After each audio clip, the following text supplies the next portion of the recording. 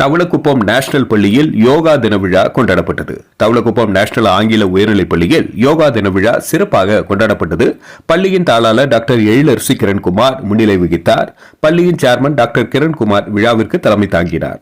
சர்வதேச யோகா தினத்தை முன்னிட்டு மாணவர்களுக்கு யோகாசனங்களின் அவசியம் மற்றும் பயன்கள் குறித்து அறிவுறுத்தப்பட்டது.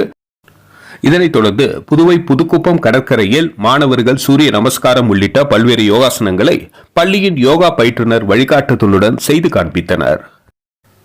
மாணவர்களின் கண்கவர் யோகாசனங்கள் பார்வையாளர்களை வெகுவாக கவர்ந்தது. முன்னதாக லாஸ்பேட்டையில் ஈஷா யோகா மையமும் தினத்தந்தியும் இணைந்து நடத்திய யோகா தின விழாவில் நேஷனல் பள்ளி மாணவர்கள் கலந்து கொண்டு பல்வேறு யோகாசனங்களை செய்து பயனடைந்தனர்.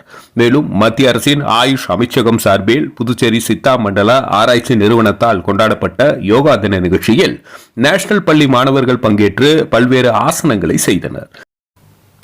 மேலும் இந்த நிகழ்ச்சியில் பங்கு பெற்ற அனைத்து மாணவர்களுக்கும் ஆசிரியர்களுக்கும் பங்கேற்பு சான்றிதழ்கள் வழங்கப்பட்டது.